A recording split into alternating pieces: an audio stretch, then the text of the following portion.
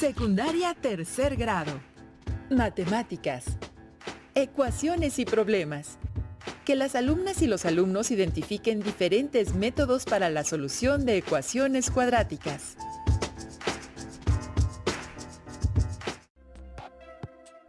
¿Qué tal, alumnas y alumnos de tercer grado de secundaria? Sean bienvenidas y bienvenidos a la programación de Aprende en Casa. Por favor, revisen que tengan a la mano todos sus materiales y si no, vayan por ellos.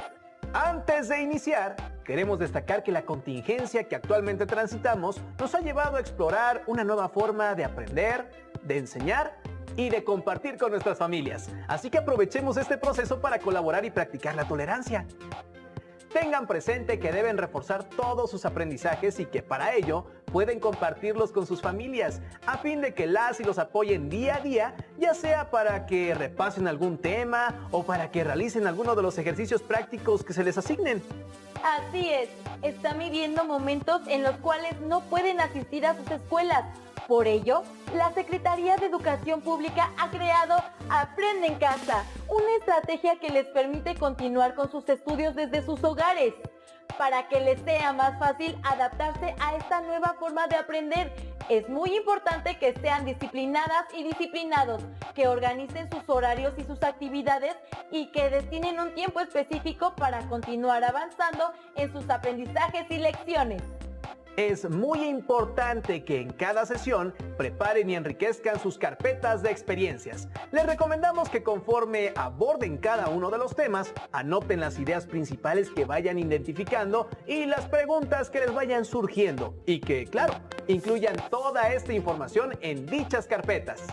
Bueno, seguramente ahora ya tienen listos todos sus materiales para estudiar, así que pueden comenzar. Para entrar en materia, revisarán un tema que han tenido muy presente desde el primer grado de secundaria, que es la resolución de ecuaciones lineales. Sin embargo, en este grado profundizarán en el estudio de las ecuaciones cuadráticas y aprenderán a desarrollar diferentes tipos y métodos para darles una solución. En principio, han de saber que desde hace más de 3.500 años se han planteado problemas y resuelto ecuaciones, las cuales, como seguramente recordarán, pueden ser de primer o segundo grado. Ahora, para conocer los diferentes tipos de ecuaciones de segundo grado, los y las invitamos a ver el siguiente video, el cual se titula Tipos de ecuaciones cuadráticas. Regresamos en unos minutos. Las ecuaciones de segundo grado o cuadráticas se clasifican en puras, mixtas y completas. La diferencia entre cada una de ellas es: las ecuaciones puras tienen un término con la variable al cuadrado más un término constante. Por ejemplo, x al cuadrado menos 4 es igual a 0, o 3x al cuadrado menos 5 es igual a 10. A pesar de tener dos números, son constantes y se puede mandar de un lado de la ecuación dejando de un lado el término con la variable al cuadrado y del otro solo la parte constante o numérica. Para resolver una ecuación cuadrática pura, se recomienda despejar la incógnita que está al cuadrado o utilizar la fórmula general, aunque es un poco más complicada de resolver por este camino. Con las ecuaciones cuadráticas mixtas, al tener una ecuación cuadrática ya simplificada, únicamente tendrá el término con la variable al cuadrado y el término con la variable lineal. Estos términos van a estar igual a 0. Por ejemplo, se tiene x al cuadrado más 9x igual a 0. O pueden existir otras ecuaciones donde no están simplificadas. En este último ejemplo se encuentran dos términos semejantes con la incógnita al cuadrado y otros dos términos semejantes con la incógnita lineal. Así que al momento de simplificar, quedará un término con la incógnita al cuadrado y otro con la incógnita lineal. Los métodos recomendados para resolver una ecuación cuadrática mixta son la factorización y si no se puede o es complicado, se puede utilizar la fórmula general. Finalmente, las ecuaciones cuadráticas completas son aquellas que al momento que ya se tenga la ecuación simplificada tendrán un término con la incógnita al cuadrado, un término con incógnita lineal y una constante. Todo esto igual a 0. Por ejemplo, x al cuadrado más 5x más 6 igual a 0. O 6x al cuadrado más 7x menos 5 igual a 0. Para resolver las ecuaciones cuadráticas completas, se recomienda empezar por su factorización. Si no es posible, se intenta con el método de trinomio cuadrado perfecto, y si son complicados o no es posible por los métodos anteriores, se recomienda utilizar la fórmula general, que siempre resuelve cualquier tipo de ecuación cuadrática. Muy bien, gracias a este video, ahora tienen una idea general de la resolución de ecuaciones de segundo grado. Así es, ya conocieron los métodos de despeje, factorización, trinomio cuadrado perfecto y fórmula general. Ahora, a través del siguiente video, profundizarán en los métodos que les permitirán resolver una ecuación cuadrática. Desde hace más de 3.500 años, se han planteado problemas y resuelto ecuaciones. Al descifrar antiguos escritos babilonios y egipcios, se han encontrado problemas matemáticos, así como sus soluciones. Hoy continuaremos con el estudio y la resolución de las ecuaciones de segundo grado. Las ecuaciones son igualdades que contienen una o más incógnitas. Estas expresiones son algunos ejemplos de ecuaciones. Mientras que estas otras no lo son, ya que no hay signo de igualdad, o bien no hay incógnita en ellas.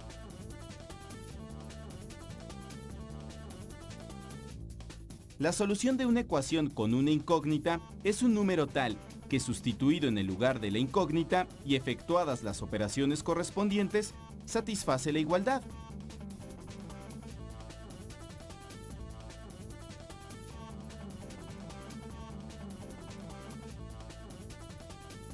Por ejemplo, verifiquemos que un medio es solución de esta ecuación.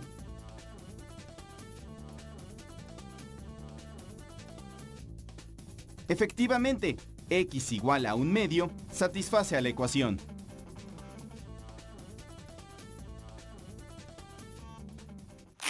Veamos ahora algunos problemas que requieren plantear y resolver una ecuación de segundo grado. Les tengo un problema, a ver si lo pueden resolver. El domingo fui al cumpleaños de mi primo. Todos los primos nos saludamos de mano. Y el número de apretones de mano que hubo fue de 66. ¿Cuántos primos fuimos a la fiesta? Si x representa el número de personas que fueron a la fiesta, el número de saludos se calcula con la expresión x por x menos 1 entre 2. Vale la pena dar una justificación, ya que una persona no se saluda a sí misma. X menos 1 representa el número de personas que cada persona saludó. Entonces, dado que hay X personas, el número de saludos es X por X menos 1. Cuando una persona da la mano a otra, esta también da la mano a la primera. Por ello, estos dos saludos deben tomarse en cuenta solo una vez. Por eso es que se divide entre 2. De acuerdo con el dato del problema, se contaron 66 saludos. Tratemos de resolver la ecuación. Pasemos el 2, que divide el lado izquierdo, al lado derecho multiplicando. Como x y x menos 1 son números consecutivos, busquemos dos números consecutivos cuyo producto sea 132.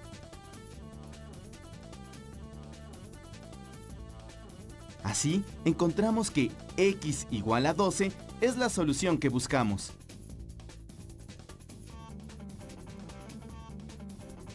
Es decir, el número de primos que estuvieron en la fiesta fue de 12.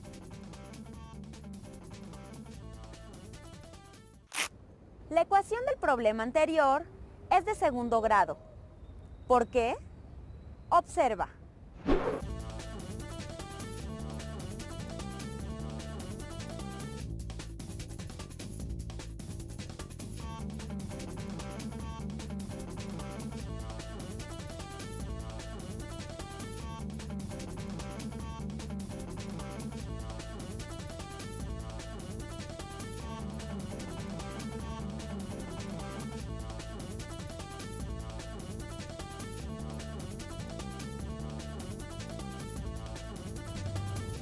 Efectivamente, aparece un término con exponente igual a 2.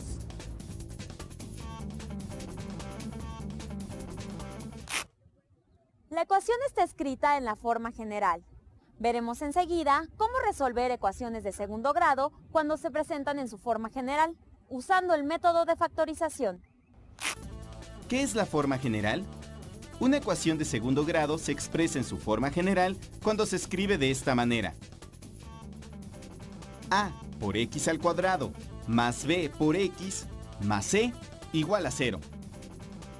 Las letras A, B y C representan números reales, ya sean positivos o negativos. X, por supuesto, representa la incógnita, es decir, el valor a encontrar cuando se resuelva la ecuación. A manera de ejemplo, resolvamos esta ecuación. En este caso, A es igual a 1, B es igual a menos 11 y C es igual a menos 26.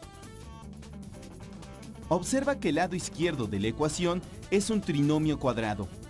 Recuerda que factorizarlo significa escribirlo como el producto de dos factores. Para saber cuáles son estos números, tomaremos el valor absoluto del término independiente y encontraremos sus divisores. Vamos a escoger las parejas de divisores cuyo producto sea igual a 26. En cada pareja de divisores se le asigna a cada número los dos signos posibles. En un conjunto de parejas se selecciona exclusivamente aquellas cuyos números multiplicados den como resultado menos 26. Luego, hay que seleccionar aquellas cuya suma sea igual al coeficiente del término en x, es decir, a menos 11. Menos 13 y 2 son los números que buscamos.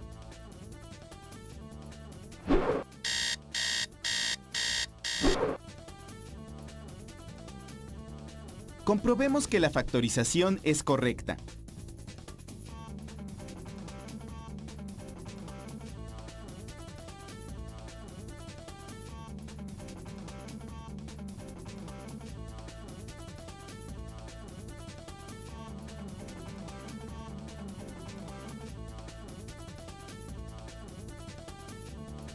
Efectivamente, las expresiones son iguales. Volvamos a la ecuación. En vez del trinomio, escribamos el producto de factores encontrado. Recordemos que, si el producto de dos números es 0, necesariamente al menos uno de los factores tiene que ser 0. Por esta propiedad, tenemos que x menos 13 es igual a 0, o bien x más 2 es igual a 0. De estas ecuaciones despejamos a x y obtenemos las dos soluciones de la ecuación. x1 igual a 13 y x2 igual a menos 2.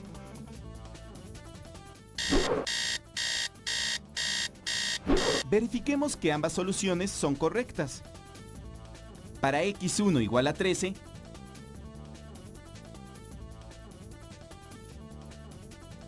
la ecuación se satisface.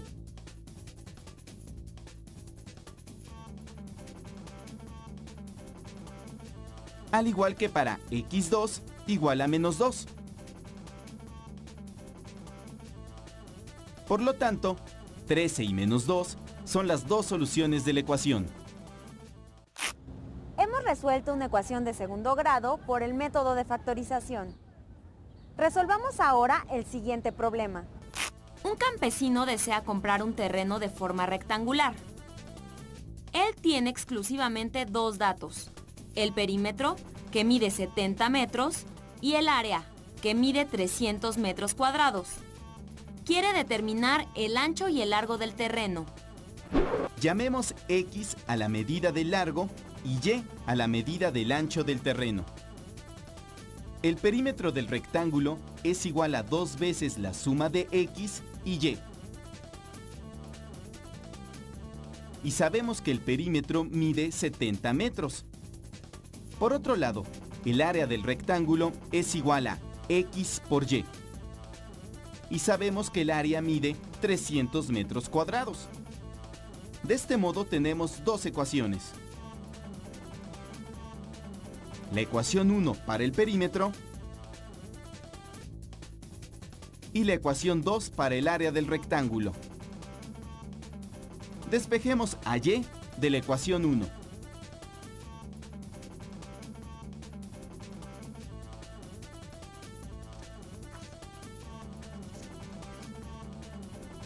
Simplifiquemos la expresión del lado derecho de la igualdad.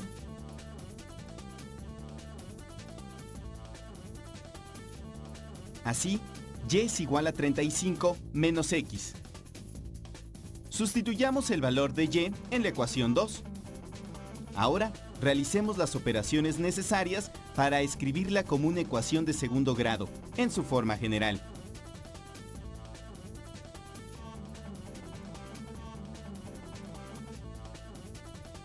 Esta será nuestra ecuación a resolver, por factorización. Tomemos el término independiente, 300, y calculemos sus divisores, considerando únicamente aquellas parejas cuyo producto es 300.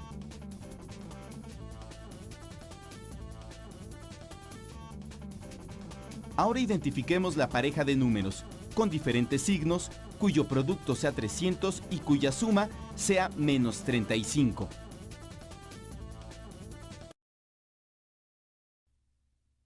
En este caso, los números son menos 20 y menos 15. La factorización de la ecuación 3 queda así. Y sus soluciones son 20 y 15.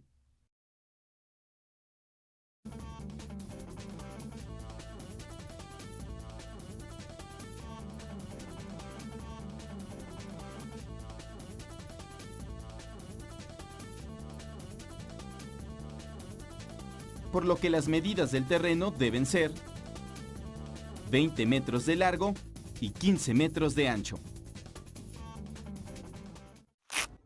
En resumen, una ecuación de segundo grado expresada en su forma general es un trinomio cuadrado igualado a 0, que si puede factorizarse para llegar a una expresión x más p por x más q igual a 0, sus dos soluciones se obtienen al resolver por separado x más p igual a 0 y x más q igual a 0. ¡Hasta la próxima!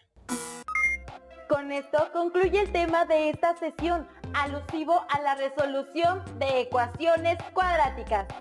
¿Qué tipo de ecuaciones identificaron?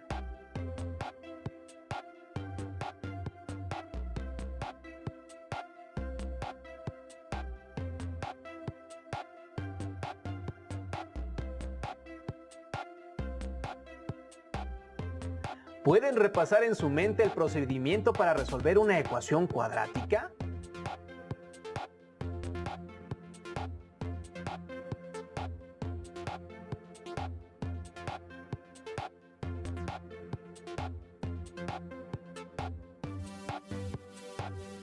Les recomendamos que escriban los pasos para resolver una ecuación cuadrática por el método que más les haya interesado o que se les facilite más, y que lo pongan en práctica por su cuenta con alguna ecuación que hayan visto en este video.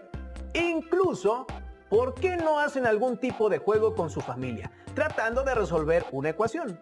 Podría ser interesante saber quién lo hace mejor y así también poner en práctica su agilidad mental.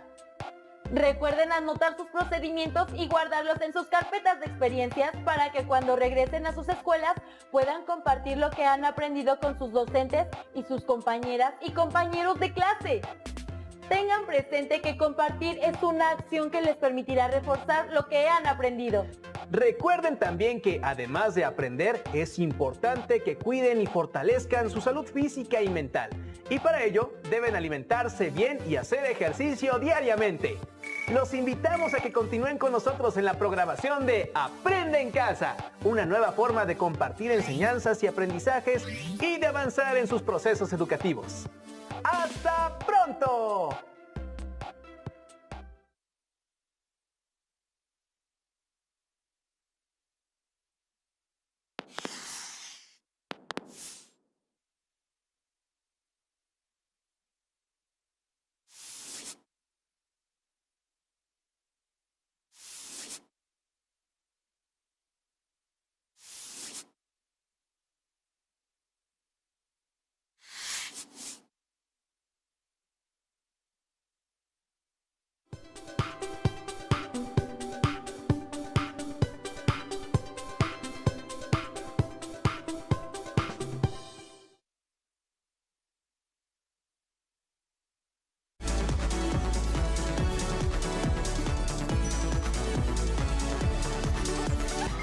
Acompáñanos a ver los programas de Aprende en Casa para secundaria que hemos preparado para ti, y si quieres saber más de la asignatura de matemáticas, puedes consultar la página de Televisión Educativa que está en la pantalla. El coronavirus te toma calculiste, si calculiste, mamu calculiste. Ñepa coronavirus tikoda corona sendeket pawan. Te istam ista osayuda se dan calcul. Pisk puyas pavuda isto se ne windam. Wa que muso chekan wahkia te isvindam. Hi chaibe permis yomois muspa kyotsowa te vit y calcubik. Uka kaiba siso motokiba y se calcul. Muspa hormoka. Osika shutpa wa muhan zoyayo. China unde iste kiahabo de coronavirus calcul. Ñaya pava COVID-19. Y se limit quedo y el quinena somodam. Te une cosidam el calcul. Sist calcul se indiquet pava. Te mochidam puntam yomodam. Ni bustiaspa piscoyis e juis cobactoyais. Ucahomo capate calcul. Hinam de musi sawa puctoyabo. El calcul shutpa iswa ni maku. Yemuchtema. Ya muspa de yastama. Uts. Wa de shabun jeunka. Wa hana pustu ndus komobo. Wa hana ndo miyaho te punda miyamoda miyatubes. Sist calcul ehu calcul. Wa que hana kae hasta.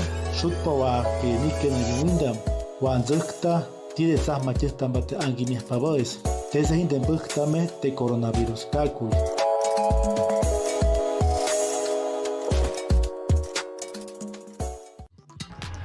¡Atención!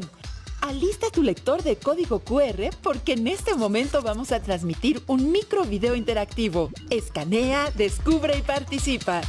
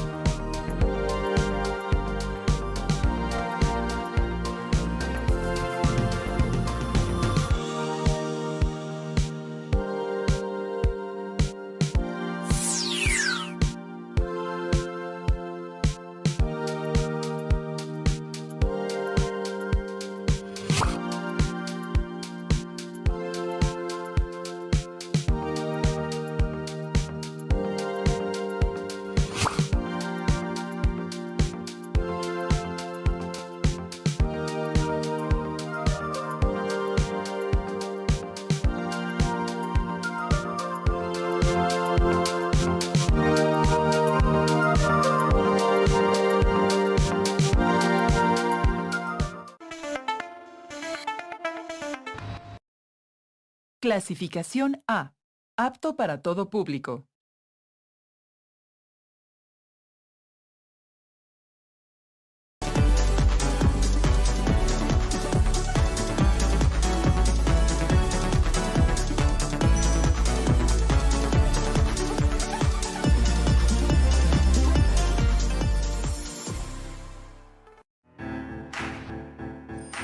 Secundaria tercer grado. Historia. El neoliberalismo en México. Reflexionar sobre las diferentes causas de los problemas económicos en México y la relación con el modelo económico neoliberal. Hola, ¿cómo han estado? Les damos la bienvenida nuevamente con los mejores deseos para ustedes y sus familias allá en casa. Debido a la contingencia por la que estamos atravesando, la Secretaría de Educación Pública ofrece la estrategia educativa Aprende en Casa, con la que se han abierto otras formas de estudio y de comunicación con ustedes, los y las estudiantes. Nos da mucho gusto encontrarnos en esta sesión de Historia Tercer Grado para hablar sobre una de las problemáticas más importantes que existen en México, la económica. ¿Qué opinas sobre eso? que son varias las causas por las que México enfrenta problemas económicos. Para entenderlas tenemos que identificar la situación de México en la década de los 80, porque en esa época se estableció un sistema económico llamado neoliberal. ¿Y en qué consiste? ¿Cómo surgió? ¿Te parece si vemos este video para darnos una idea de qué es el neoliberalismo y cuáles fueron las razones por las que este nuevo modelo se instauró en nuestro país? El neoliberalismo, el así llamado neoliberalismo, es un fenómeno mundial. No es una cuestión mexicana, tampoco creo que sea una opción, haya sido una decisión, ahora vamos a ser neoliberales como antes no lo éramos.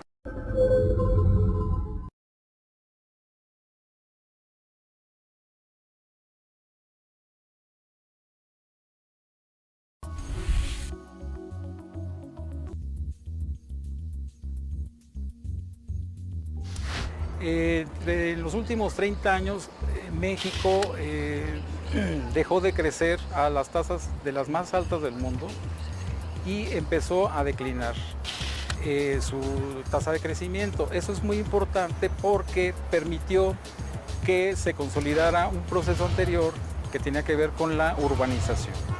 En los últimos 30 años México se hizo definitivamente un país predominantemente urbano. En esa transformación de una sociedad rural a una urbana, destaca otro fenómeno demográfico muy importante. Se trata de la incorporación de las mujeres al mercado de trabajo.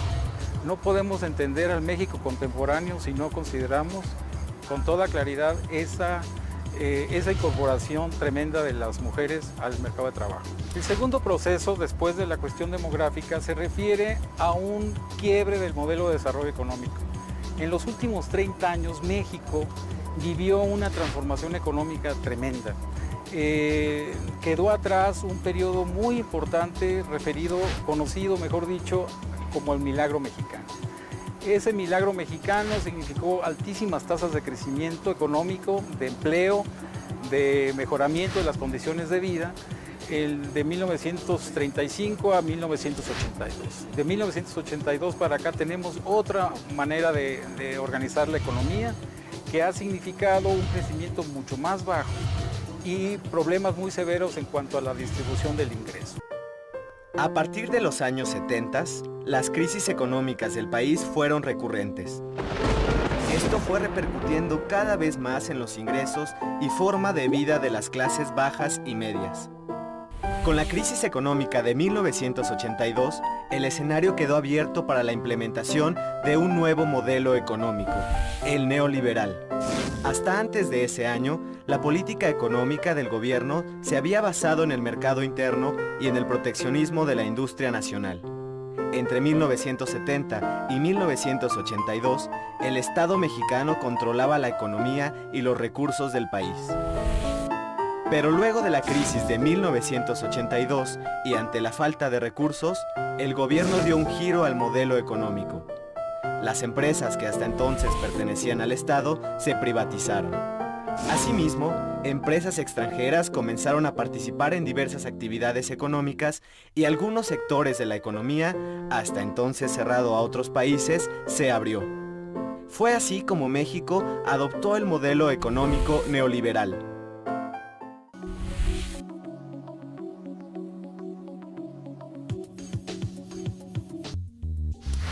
Para entenderlo mejor habría que considerar que en 1973 llega a su fin lo que algunos historiadores han llamado la edad de oro del capitalismo, que empieza después de la Segunda Guerra y termina en 1973.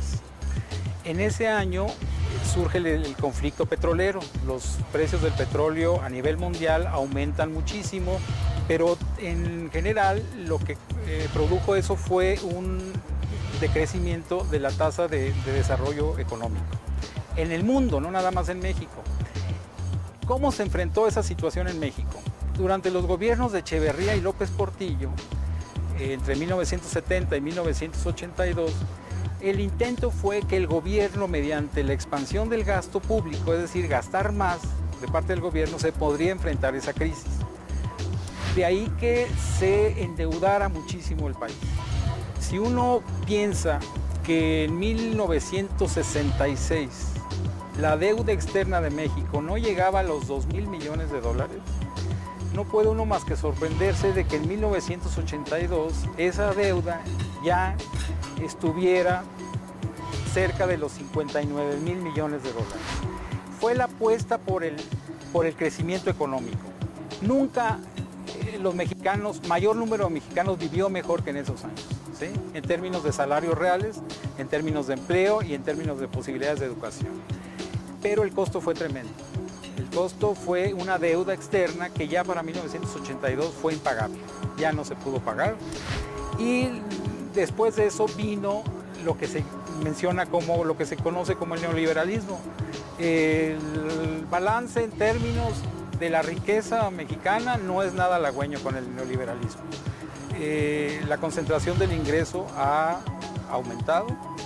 México es un país mucho más desigual que en 1982. Las esperanzas de empleo también son mucho menores que en 1982 y en suma tenemos un crecimiento económico mucho menor, de alrededor de 1 o 2%, que no se compara con el 6 o 7% que teníamos en aquella época. Entonces, la crisis de 1982 fue una de las razones por las que México adoptó ese nuevo modelo económico. Sí, porque en el país estaban ocurriendo cambios en materia económica. Vino la crisis, aumentó la deuda externa y la población perdió poder adquisitivo por la alta inflación. ¿Cómo creen que se fue implementando el modelo neoliberal en nuestro país? ¿Saben qué países ya lo habían establecido? ¿Quiénes lograron instaurarlo en México? ¿En qué áreas impactó?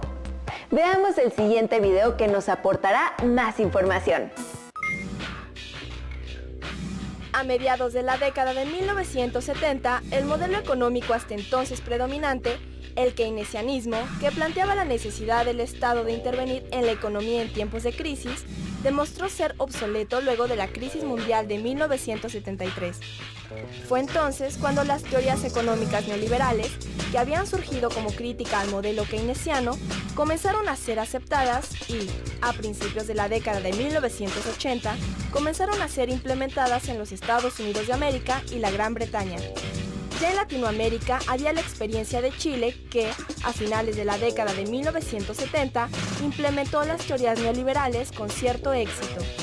A mediados de la década de 1980, organismos internacionales como el Fondo Monetario Internacional y el Banco Mundial ejercieron presión para que los países en vías de desarrollo, incluyendo México, adoptaran medidas neoliberales como condición para prestarles dinero. De este modo, nuestro país transitó hacia el modelo neoliberal durante la segunda mitad de la década de los 80s. Si bien en la parte económica el neoliberalismo dejó muchísimo que desear, en otros aspectos como el de la apertura a nuevas ideas, creo que sí nos hemos beneficiado con la apertura al mundo.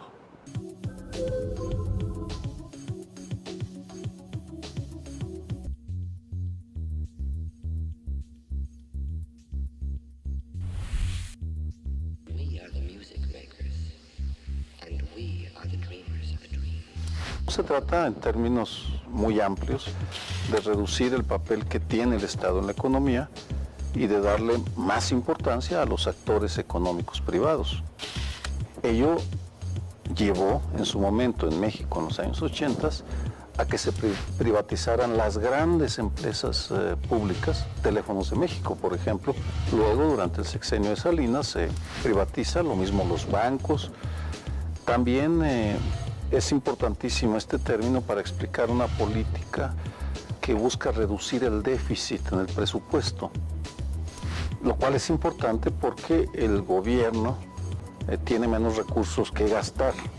En suma, se habla de políticas que estuvieron de moda y que impactaron y transformaron el mundo, y México incluido, en los años 80s y 90s, y que consistió en esta reducción en el tamaño del Estado.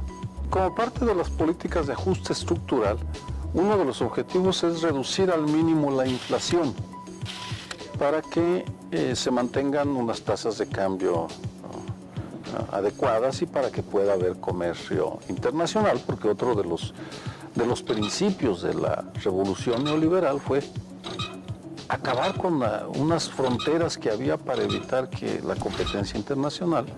En el momento en el que viene esta revolución se bajan las tarifas, los impuestos que se cobran a los bienes, al maíz, por ejemplo, al frijol, que ahora entran libremente al mercado mexicano, por ejemplo, de Estados Unidos y Canadá. Pero las consecuencias fueron tan terribles para un buen número de países que a raíz de la crisis que se desata en el mundo en septiembre del 2008, octubre, entonces empiezan ya a cambiar y a darse cuenta que la economía debe estar regulada por el Estado, por el gobierno. Dicho esto, el neoliberalismo está siendo revisado y está siendo transformado porque se acepta ahora que el Estado sí tiene un papel que jugar en la conducción de la economía. Gran parte de la teoría económica neoliberal fue desarrollada por el economista norteamericano Milton Friedman. A mediados de la década de 1970, Friedman era uno de los economistas más importantes y respetados del mundo y fue en la Universidad de Chicago donde difundió sus ideas neoliberales. Friedman tuvo una gran influencia no solo en los Estados Unidos de América y demás países del primer mundo, sino también en Latinoamérica, debido a que muchos economistas latinoamericanos fueron a estudiar con Friedman a la Universidad de Chicago. A los alumnos de Friedman que luego regresaron a sus países se les llamó Chicago Boys. En México, desde 1979, uno de los Chicago Boys mexicanos invitó a uno de los socios de Friedman a asesorar la reforma fiscal. Además de esto, el neoliberalismo fue adoptado por los organismos internacionales como el Fondo Monetario Internacional y el Banco Mundial. Y fueron estos quienes lo impusieron a los países que requerían de ayuda financiera, como fue el caso de México.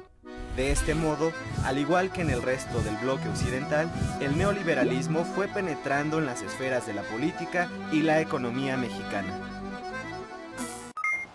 ¿Te fijaste en qué cambió la visión sobre la participación del Estado en la economía? Sí, en el keynesianismo se busca un Estado que impulse el empleo y participe activamente en la economía, pero en el neoliberalismo el Estado solo debe garantizar a la iniciativa privada las condiciones necesarias para que ella invierta y se generen empleos. Exactamente, y México, al igual que otras naciones, se vio presionado a ingresar a este modelo por los organismos internacionales, como el Banco Mundial y el Fondo Monetario Internacional. Entonces, se tuvieron que hacer cambios en materia política y económica. Hay que identificar también los aspectos positivos de este modelo, como la apertura a otros mercados y el intercambio comercial entre naciones. ¡Claro! Y si quieren conocer más sobre los efectos que tuvo en México el nuevo modelo económico, veamos el siguiente video. ¿Qué consecuencias creen que ha traído a nuestro país el neoliberalismo?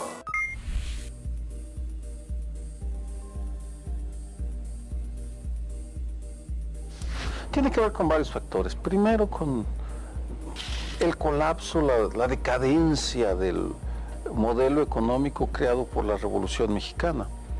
Simplemente empezó a dejar de funcionar por la ineficiencia y la corrupción de un buen número de gobernantes que provocaron pues que, por ejemplo, las empresas públicas no fueran ni eficientes ni generaran superávits o ganancias y por tanto pues allí empezó a dejar de funcionar. Después hay un relevo en la clase política en los años 80, pierden los políticos tradicionales en los 80s el poder y llegan personajes como Miguel de la Madrid I, presidente de 1982 a 1988 y luego y sobre todo Carlos Salinas de Gortari, que entre 1988 y 1994 hace una revolución en la economía mexicana, privatiza empresas, abre el país al comercio exterior, firma un tratado de libre comercio con América del Norte.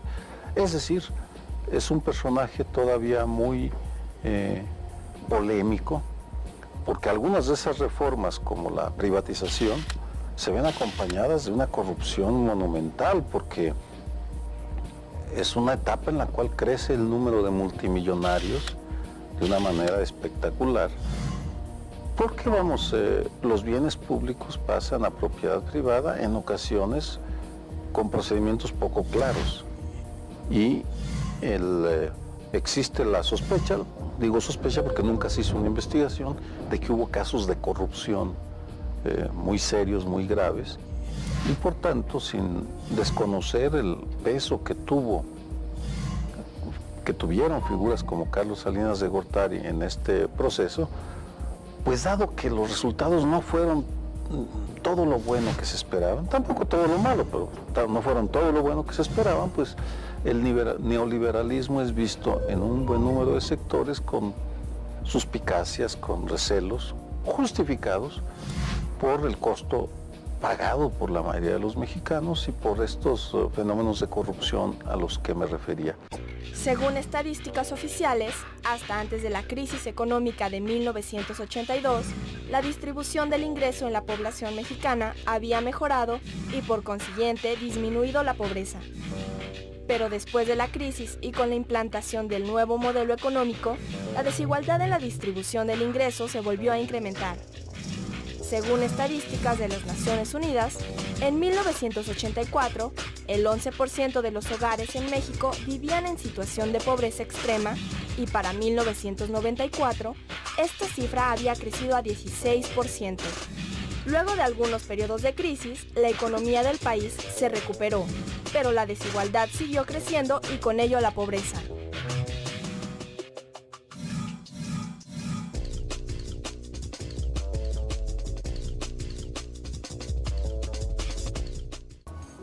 El hecho de que México se abriera al mundo es positivo, porque éramos un país, en el que yo crecí, éramos un país extraordinariamente cerrado, lleno de prejuicios y de mitos y estereotipos sobre los extranjeros, a quienes atribuíamos siempre intenciones negras y propósitos turbios. Y sin negar que hay algunos extranjeros, por supuesto, que tienen esos propósitos, no es el caso con todos.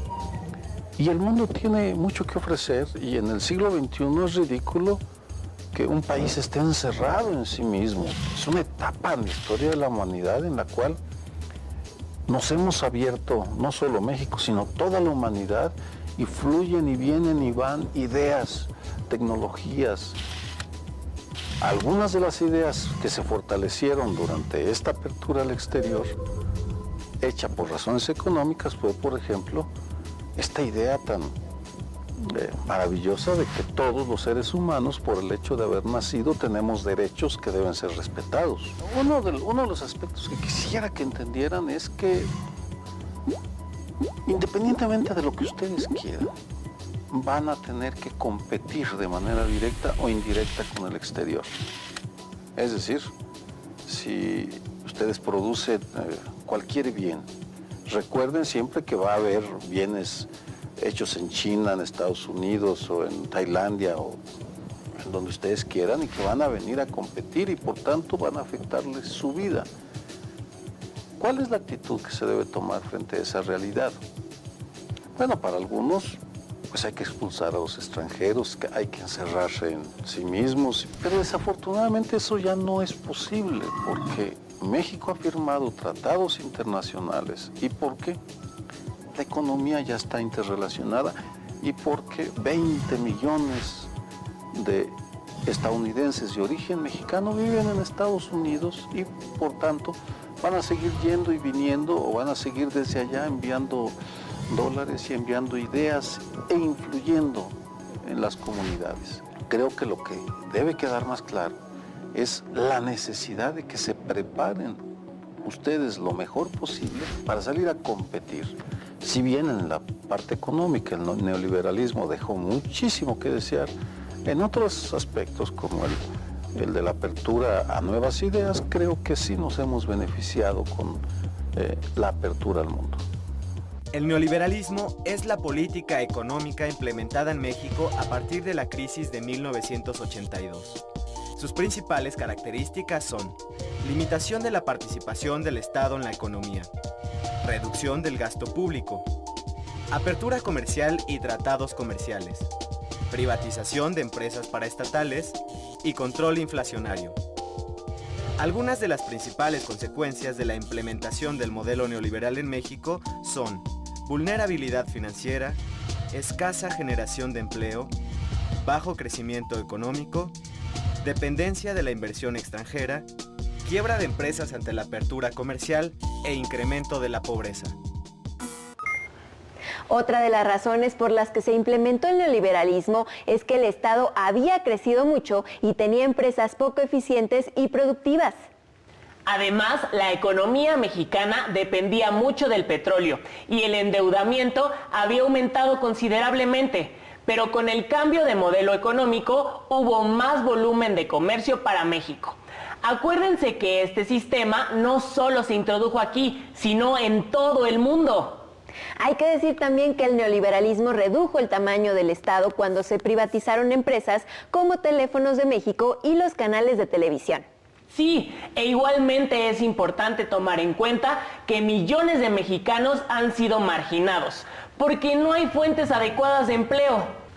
Entonces me gustaría dejarles unas preguntas y anoten sus respuestas en su cuaderno. ¿Qué consecuencias ha traído el neoliberalismo a México?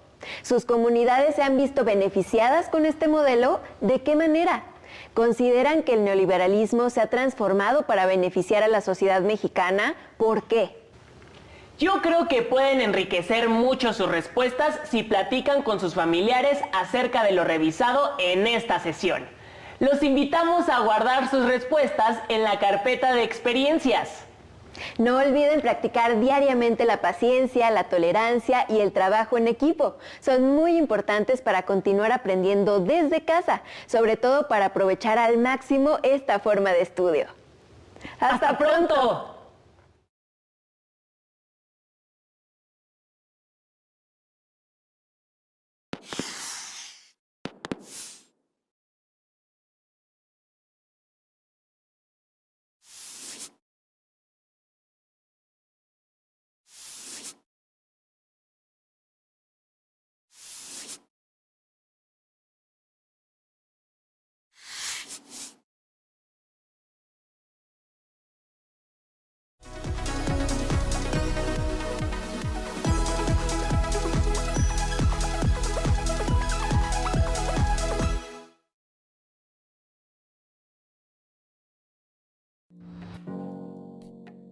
Después de ver el programa El neoliberalismo en México de la asignatura Historia, los invito a recordar algunas de las preguntas que se realizaron en el programa. ¿Qué consecuencias ha traído el neoliberalismo a México?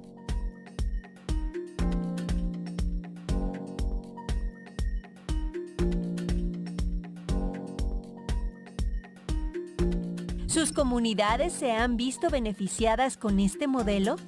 ¿De qué manera?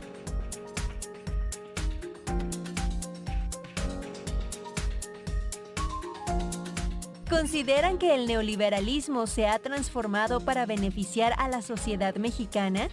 ¿Por qué? ¿Ya tienen todas las preguntas? Ahora los invito a contestarlas y al terminar guarden sus respuestas en su carpeta de experiencias para que después las compartan con sus docentes, compañeras y compañeros.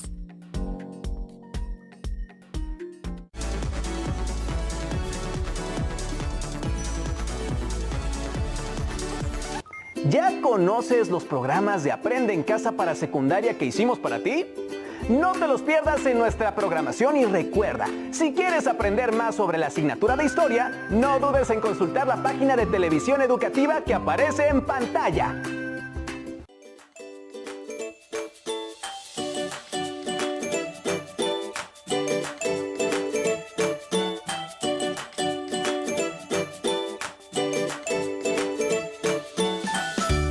Hola maestro, hola maestra. Soy la maestra Lilia Vicente de la Cruz. En esta pausa activa vamos a ver una canción que se llama Yo tengo un tic. En esta vamos a trabajar diferentes segmentos corporales, ritmo y ubicación espacio-tiempo. Yo voy a decir una frase de la canción y tú vas a repetir. Vamos a utilizar los chasquidos. Yo tengo un tic. Yo tengo un tic. Es la primera parte. La segunda parte es tic, tic. Y de ahí vamos a mencionar el segmento corporal. Completo sería: yo tengo un tic. Tic, tic. Llamé al doctor.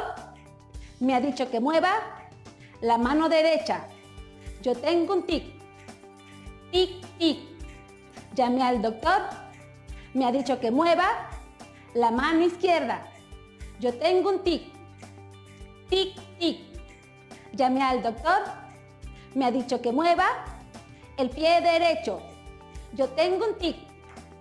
Tic, tic. Llamé al doctor. Me ha dicho que mueva el pie izquierdo. Yo tengo un tic. Tic, tic. Llamé al doctor.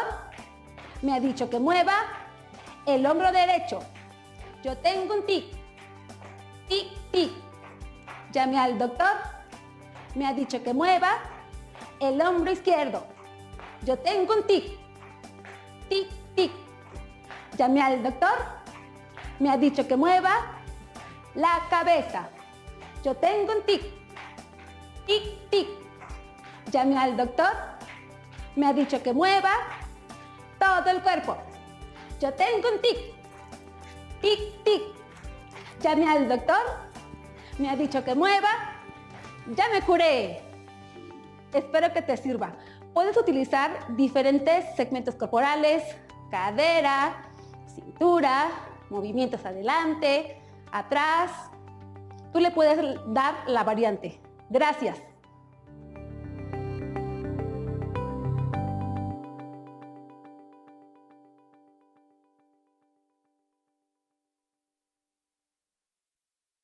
Gracias a ti que estás ahí, personal de supermercado, de seguridad, limpieza, médicos, enfermeras, cajeros, agricultores, repartidores, trabajadores.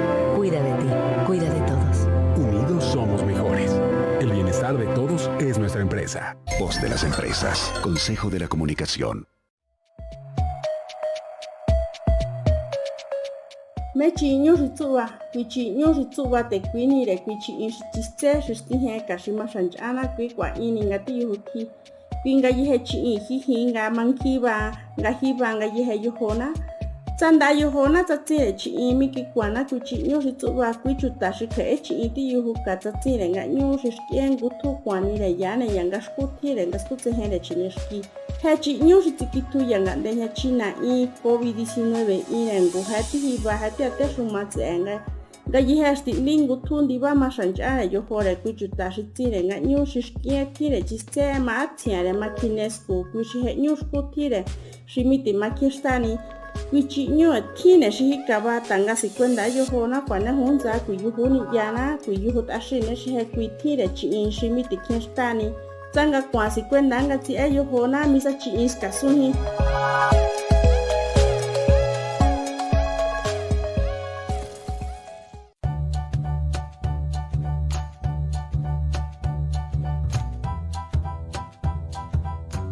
¿No tienes tu libro de texto a la mano?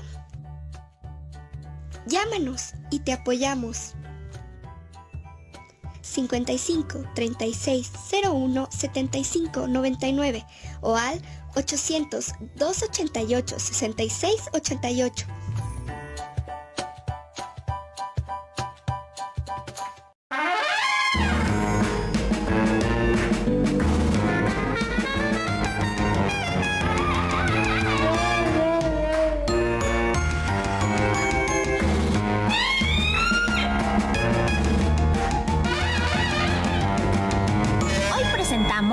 Un, dos, tres, mueve los pies. Tan tan tan tan tan tan tan tan tan tan tan tan. Musi, juguemos otra cosa. Ya me aburrió esto del ballet. ¿De verdad? Sí. A mí me encanta. Ay, Brige, mira, cuando bailo, hasta siento que vuelo. Ay. Deberías venir a practicar conmigo. ¿Qué? No. No me gusta eso del ballet. No tiene chiste. Solamente son saltitos y giros y vueltas. Brige, ¿qué dices? El ballet forma parte de la danza. Y la danza es una de las 7 bellas artes. Y es muy divertida. Sí, es verdad. Puedes hacer muchos movimientos, como los que yo he aprendido en clase. Mira, este movimiento se llama asamblée, balancé, y este se llama piqué. Sí, Piqué, sí. No sé quién es Piqué, sí, Piqué es un futbolista, un futbolista de fútbol, sí. No, Brige. Piqué es un movimiento de ballet donde caminas con un pie en el suelo y otro en el aire. Sí, claro. Mira, levantas los brazos elegantemente, te paras de puntitas y... 1, 2, 3, 1, 2, 3, mueves los pies.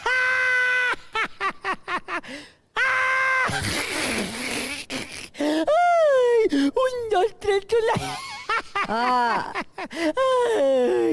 Pues yo prefiero 1, 2, 3, 1, 2, 3, muevo la espada. Pues mira qué bien, Brige. Precisamente la esgrima está basada en los movimientos del ballet. ¡Oh! ¿En serio? Sí, es verdad lo que dice Santiago. Por ejemplo, las posiciones de ballet más tarde se convirtieron en el ataque de esgrima. ¡Fua! ¡Oh! ¡Wow! ¿Cómo le hiciste, Musi? ¡Oh! El ballet es mi nueva cosa favorita en la vida. Sí, y te voy a enseñar un paso de esgrima de ballet. Un movimiento impresionante. Mira, fíjate bien, ¿eh? Sí, fíjate bien. Pero ten mucho cuidado, Brige. No te vayas a... ¡Wow! ¿Caer? ¡Ay! ¿Estás bien, Brige? A ver. Sí estoy bien. Aunque aún no me salen los movimientos de ballet, sí me salen las caídas de ballet. ¡Ay, Brige! ¡Ay! Sí me salen. ¡Anda, Brige! ¡Sal de ahí! ¡Vamos! Mochi, ¿estás segura de que este traje es el que usan los espadachines de esgrima? Sí, claro. Estoy segura. Entonces ahorita salgo, ¿eh? ¡Y ya! ¿Eh? ¡La espada! ¡Estás muy chistoso! Sí, está muy chistosa la espada. Yo pensé que te reías de mi traje de espadachín.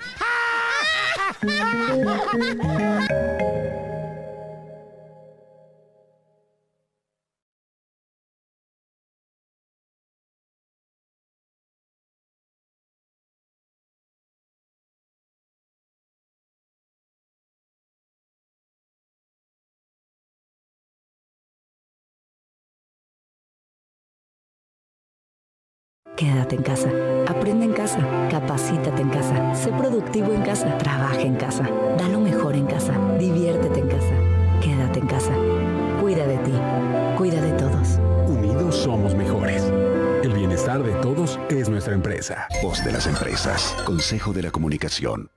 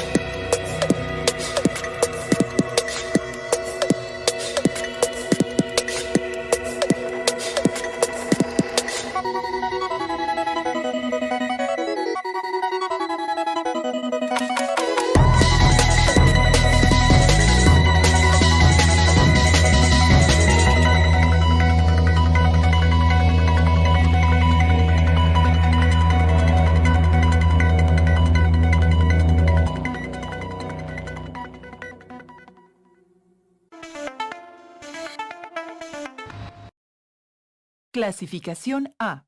Apto para todo público.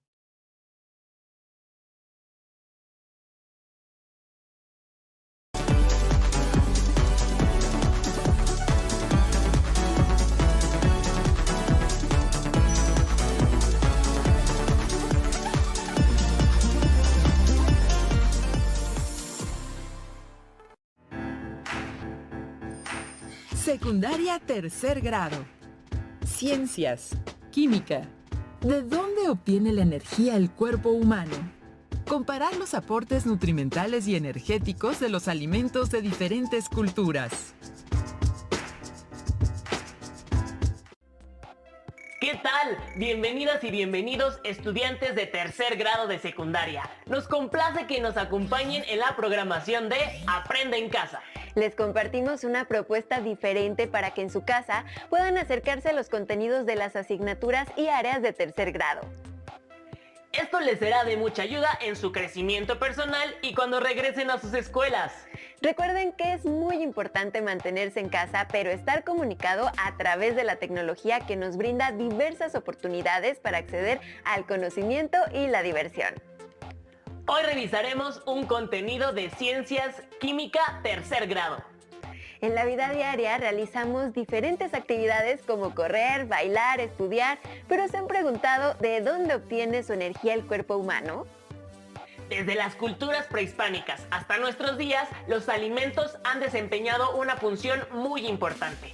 En nuestro país existe una gran variedad de platillos que, además de su exquisito sabor, debemos conocer los nutrimentos que contienen para saber su aporte energético.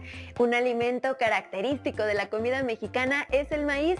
Con él se elabora una gran diversidad de platillos que son típicos en cada región del país. Cabe señalar que el maíz tiene un adecuado aporte nutrimental y energético. Observen el siguiente video con atención para identificar sus ideas principales.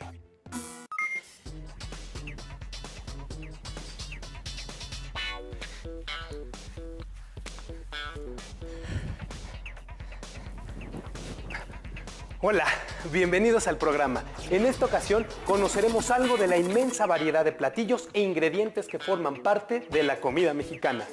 Averiguaremos lo que ciertos alimentos aportan nutrimental y energéticamente. Acompáñenme en este delicioso viaje.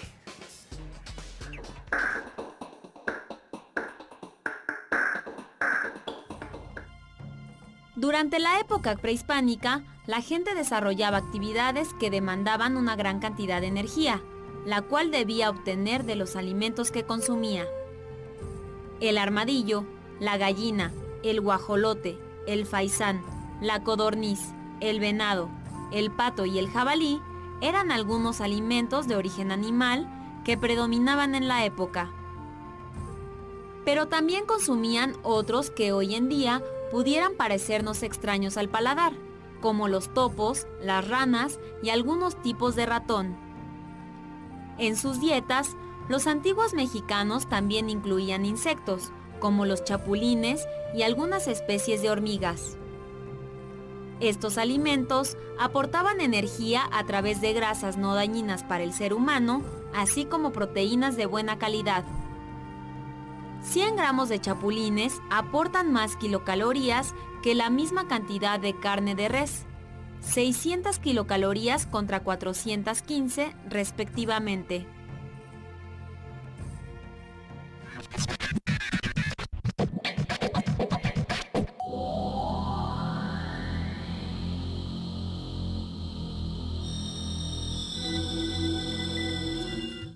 Desde la época prehispánica hasta nuestros días, la base de la alimentación mexicana ha sido el maíz. Con su harina ya se hacían tortillas y tamales. Incluso en aquel tiempo el maíz era el centro de sus rituales agrícolas.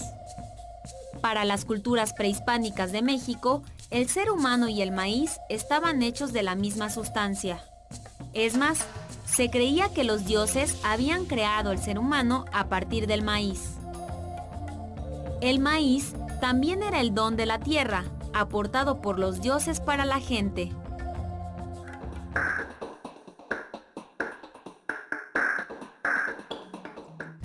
La tortilla de maíz tiene un gran valor nutrimental, pues este cereal aporta al cuerpo humano hidratos de carbono, fibra y vitaminas.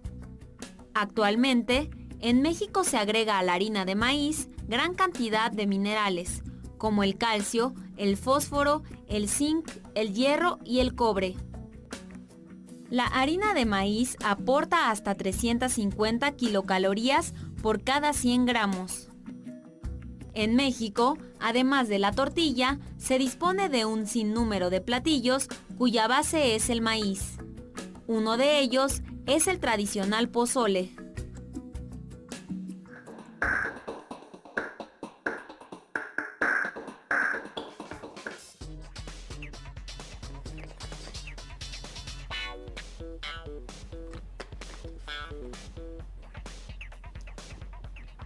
Aunque hemos conservado el maíz en nuestros alimentos, nuestras costumbres alimentarias han ido cambiando desde la colonia. Con el arribo de los españoles, llegaron a Mesoamérica animales y frutos desconocidos en este lugar y que ahora comemos de forma habitual. Los españoles trajeron consigo diversos alimentos, como la carne de puerco y la de res, que se incorporaron a la alimentación de la gente de este país. Con ello, las dietas adquirieron una mayor cantidad de grasas saturadas y carbohidratos. Durante la colonia, el trabajo de gran parte de la población exigía un gran consumo de energía. Se estima que superior a 2.800 kilocalorías por día. Las dietas basadas en tortilla de maíz, carne y frijol contenían grasas y carbohidratos en suficiente cantidad para satisfacer los requerimientos energéticos. Algunas tradiciones alimentarias prehispánicas se combinaron con las españolas. El taco, por ejemplo, combina a la tortilla y el chile con la carne de puerco o de res.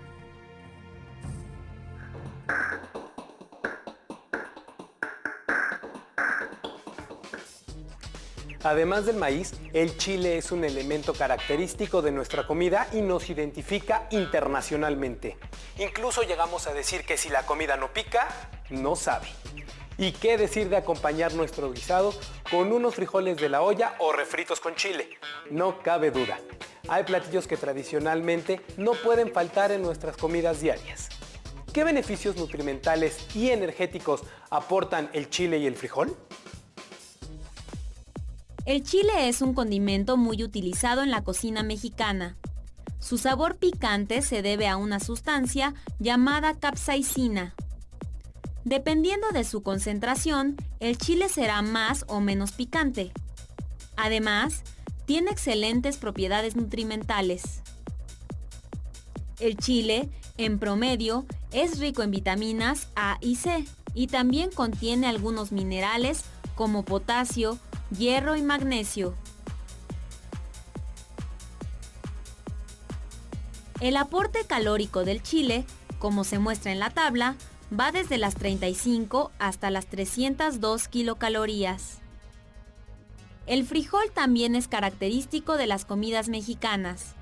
Entre los nutrimentos que contiene, destacan las proteínas, el hierro y el calcio, aportando 322 kilocalorías por cada 100 gramos.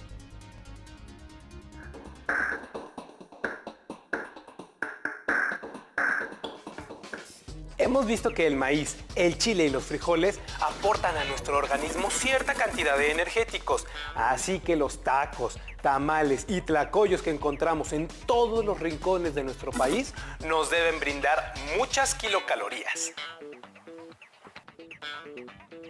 La alimentación en México también varía de acuerdo con la región. Por ejemplo, en el norte podemos encontrar antojitos y platillos muy característicos de esa región. Conozcamos algunos de ellos y el aporte nutrimental y calórico que tienen.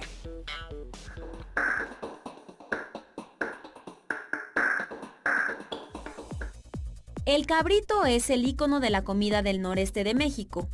En los estados de San Luis Potosí, Zacatecas, Durango, Coahuila, Nuevo León y Tamaulipas. Se le nombra cabrito a la cría de la cabra de hasta 4 meses de edad. Su carne se asemeja a la de la cría de borrego, aunque su contenido en grasa y colesterol es mucho menor, si bien continúa siendo de consideración. 100 gramos de esta carne desgrasada aportan 115 kilocalorías. El cabrito es rico en hierro de buena absorción y zinc, por lo que se le considera un buen antioxidante. En menor medida, contiene otros minerales importantes, como el fósforo y el calcio.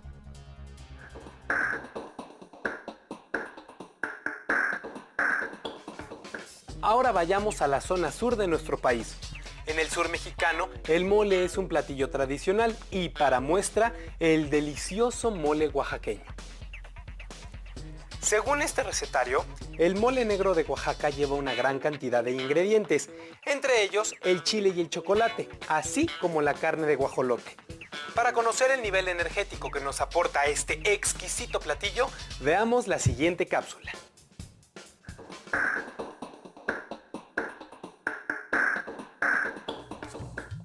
El sur y el sureste del territorio mexicano destacan no solo por su belleza natural, sino por su cocina.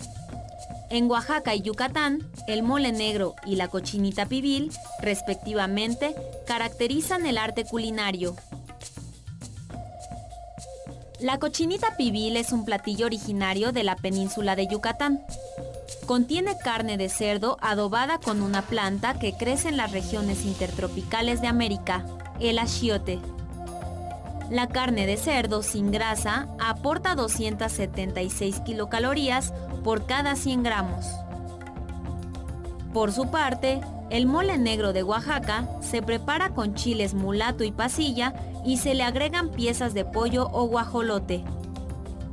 Acompañado con arroz y tortillas, este platillo es altamente energético.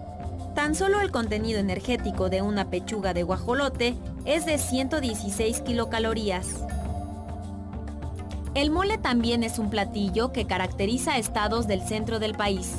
El mole poblano goza de un elevado prestigio y es considerado un patrimonio cultural de los mexicanos.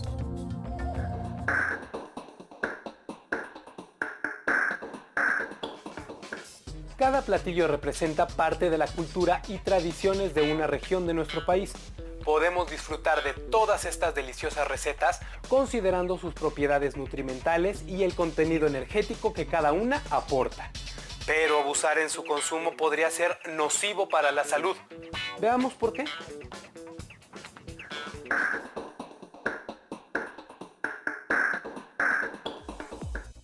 Es importante vigilar la alimentación, procurando que conserve un equilibrio nutrimental y de su contenido energético. El diseño de la dieta debe tomar en cuenta el género, la edad, las condiciones del entorno, las condiciones climáticas, así como actividad física e intelectual. Si se recomiendan, por ejemplo, 1.500 kilocalorías por día para un adolescente varón de entre 13 y 14 años, ingerir un mayor número de kilocalorías significa almacenar en el organismo el excedente de energía como reserva, generalmente en forma de grasa. La comida mexicana tiene un gran valor nutrimental, pero también contiene demasiadas grasas y azúcares. Es recomendable combinar esta comida con frutas de temporada, verduras y mucha agua. Además, es importante hacer ejercicio cotidianamente.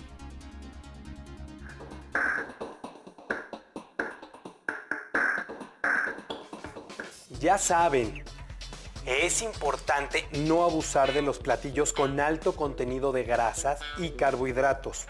Para tener una alimentación sana y equilibrada, es necesario tener idea de las kilocalorías que debemos ingerir cada día, de acuerdo con nuestras características físicas, las actividades que llevamos a cabo y el entorno en el que nos desenvolvemos. Incluyan en su dieta diaria alimentos de todos los grupos alimentarios y no olviden ejercitarse. disfruten la exquisita cocina mexicana, pero con moderación. Hasta la próxima. Como hemos visto, es necesario incorporar a nuestra dieta frutas y verduras, así como evitar los alimentos con alto contenido en grasas y carbohidratos.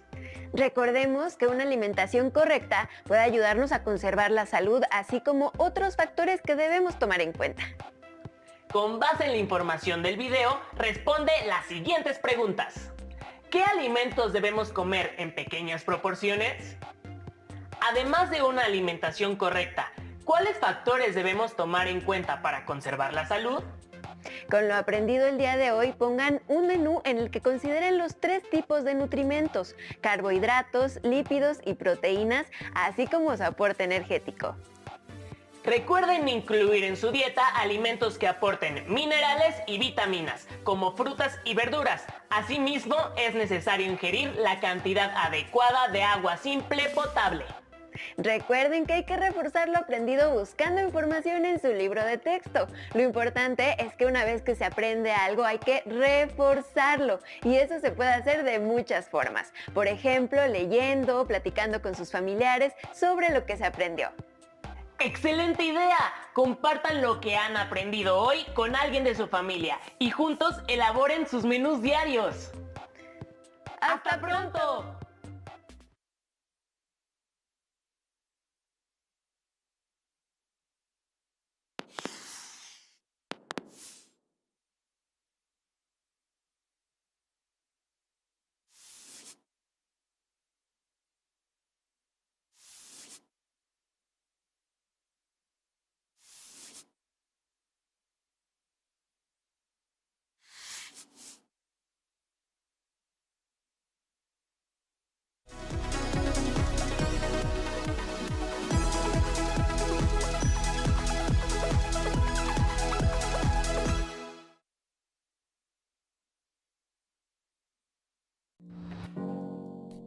Acabamos de ver el programa ¿De dónde obtiene la energía el cuerpo humano?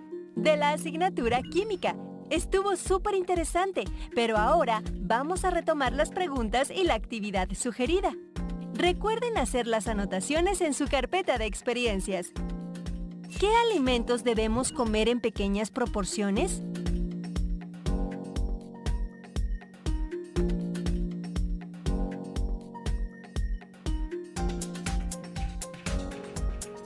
¿Cuáles factores debemos tomar en cuenta para conservar la salud?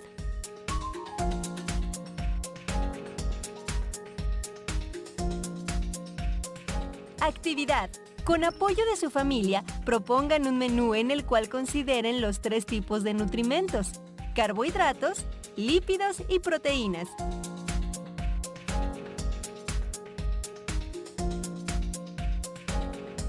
Bien, después de contestar las preguntas y realizar la actividad, guarden sus anotaciones en su carpeta de experiencias, la cual será comentada con sus docentes a su regreso a las aulas.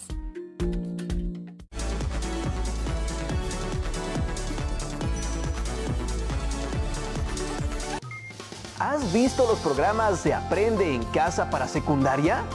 Es un excelente medio para aprender lo más importante de las asignaturas que llevas en la escuela. Si quieres conocer más, consulta la página de televisión educativa que aparece en pantalla.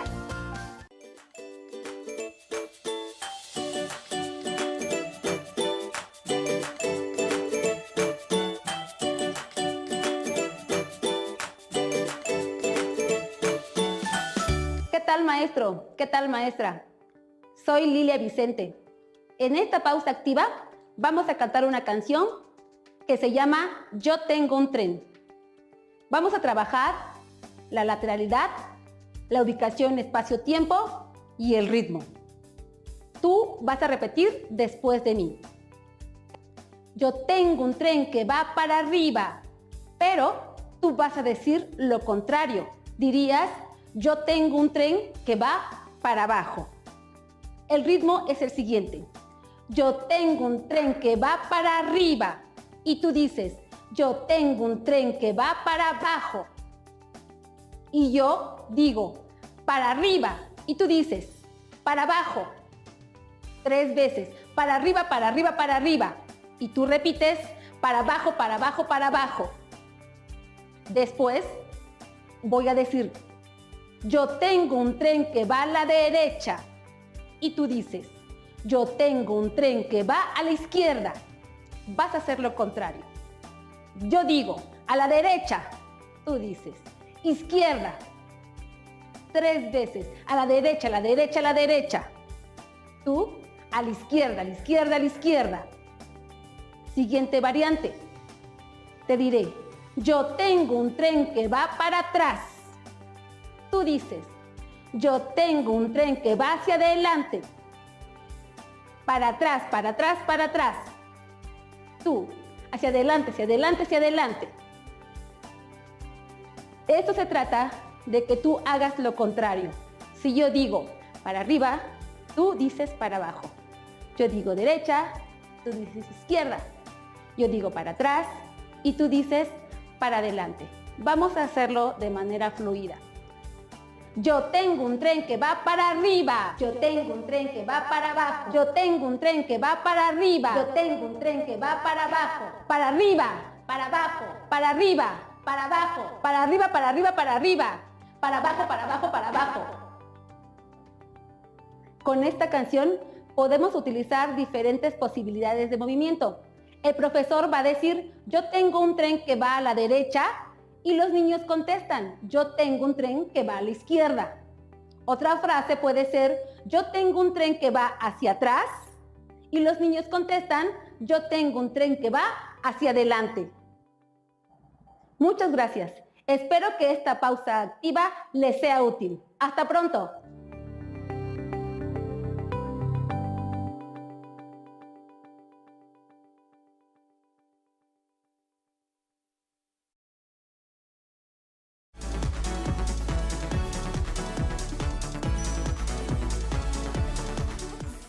¿Qué les pareció lo que aprendieron hoy? Hay que reforzarlo buscando información en algún libro que tengan a la mano. Lo importante es que una vez que se aprende algo hay que reforzarlo. Y eso se puede hacer de muchas formas. Por ejemplo, leyendo o platicando con sus familiares sobre lo que se aprendió. También enriqueciendo su carpeta de experiencias, que será la base de su evaluación cuando regresen a la escuela. Sobre lo que hoy aprendieron, también sería muy útil reflexionar sobre lo siguiente. ¿Qué tanto sabían de lo que hoy se vio en la clase? ¿Por qué es importante conocerlo? ¿Cómo podrían profundizar en lo que se vio en clase y compartir su investigación? ¿Qué dudas les despertó lo visto en clase? Y además de preguntarse, no olviden continuar con sus hábitos de higiene en su casa para evitar el contagio y propagación del COVID-19. Recuerden, lavarse las manos frecuentemente durante 20 segundos, estornudar o toser cubriéndose con la parte interna del brazo, conservar siempre la sana distancia. Continúen con nosotros en Aprende en Casa. A partir del coronavirus el mundo cambió. Y lo mejor que podemos hacer es quedarnos en casa. A menos que con nuestra tarea podamos mejorar la vida de otras personas, trabajando de manera responsable, dando tiempo, conocimiento y generosidad a aquellos que más lo necesitan. De esto salimos entre todos. Seamos responsables. Quédate en casa. Es un mensaje de Construir TV. Todos los trabajos en un solo canal.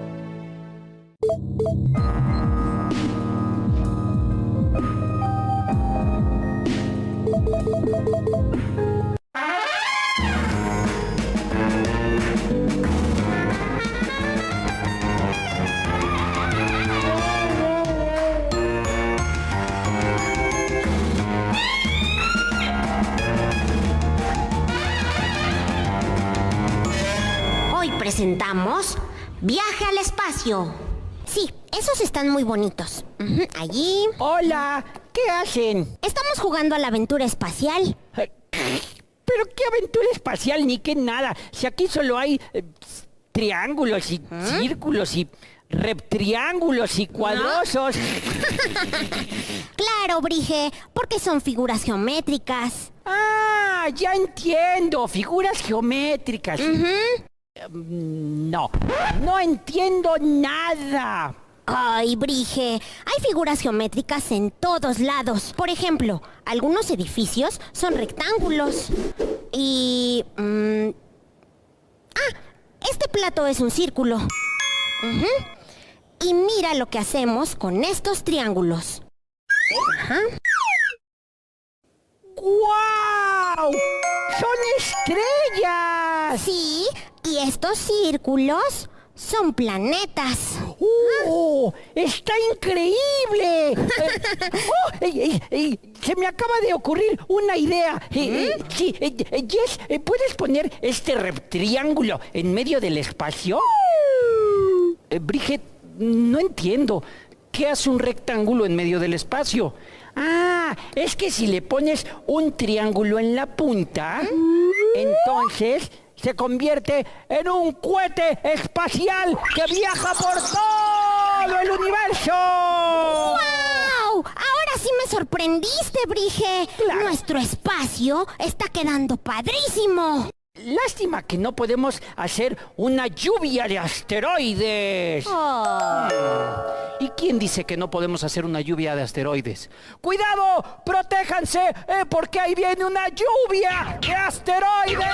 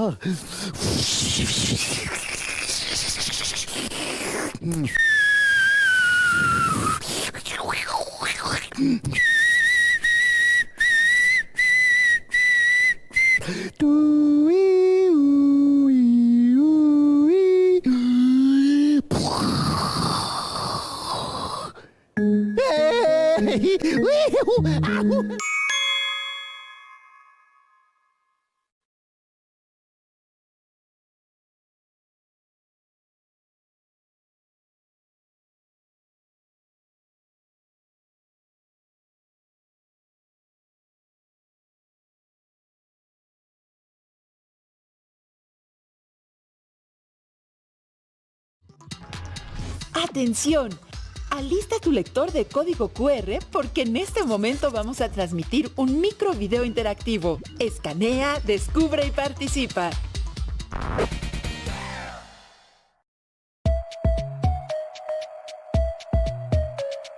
Los coronavirus son una familia de virus primos de la gripa y el resfriado que se llaman así por su forma de corona. Ellos, como todos los virus, nos invaden para reproducirse dentro de nuestras células. Un cuerpo sano puede vencer a estos virus. Sin embargo, en un cuerpo con defensas débiles, la enfermedad puede complicarse y necesitar de tratamiento médico. El coronavirus que se detectó en China, llamado COVID-19, ha seguido este mismo patrón. Por eso, los síntomas en la mayoría de las niñas y niños son como el de un resfriado común. En cambio, las personas con defensas débiles tienen fiebre, tos, estornudos, dolor de cabeza y, en los casos graves, dificultad para respirar. Los virus necesitan que alguien los lleve de un lugar a otro. Eso lo podemos evitar lavándonos las manos, permaneciendo en casa y limitando el contacto con quienes tengan enfermedades respiratorias. Con la prevención adecuada, entre todos podemos frenar al coronavirus.